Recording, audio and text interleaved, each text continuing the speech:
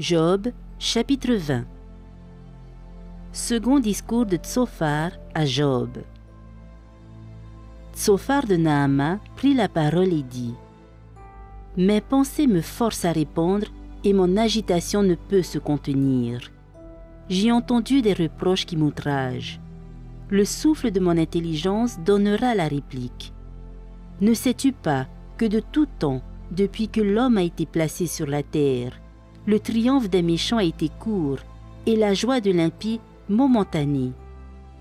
Quand il s'élèverait jusqu'aux cieux et que sa tête toucherait aux nues, il périra pour toujours comme son ordure.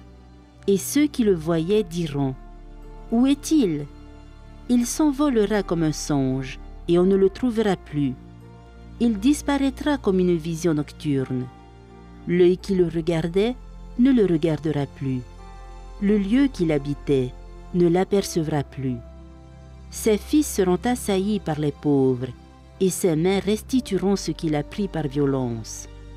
La vigueur de la jeunesse qui remplissait ses membres aura sa couche avec lui dans la poussière. Le mal était doux à sa bouche, il le cachait sous sa langue. Il le savourait sans l'abandonner, il le retenait au milieu de son palais. Mais sa nourriture se transformera dans ses entrailles. Elle deviendra dans son corps un venin d'aspic. Il engloutit des richesses, il les vomira. Dieu les chassera de son ventre. Il a sucé du venin d'aspic. La langue de la vipère le tuera. Il ne reposera plus ses regards sur les ruisseaux, sur les torrents, sur les fleuves de miel et de lait. Il rendra ce qu'il a gagné et n'en profitera plus. Il restituera tout ce qu'il a pris et n'en jouira plus, car il a opprimé, délaissé les pauvres. Il a ruiné des maisons et ne les a pas rétablies. Son avidité n'a point connu de borne, mais il ne sauvera pas ce qu'il avait de plus cher. Rien n'échappait à sa voracité, mais son bien-être ne durera pas.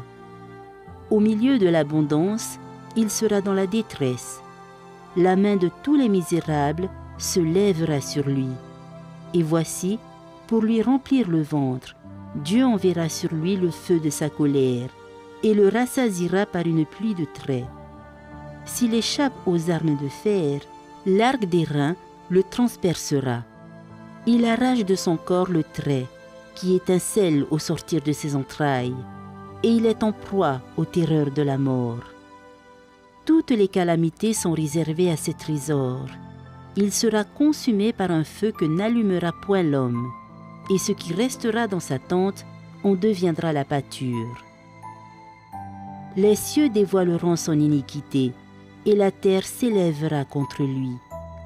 Les revenus de sa maison seront emportés. Ils disparaîtront au jour de la colère de Dieu. Telle est la part que Dieu réserve aux méchants. Tel est l'héritage que Dieu lui destine.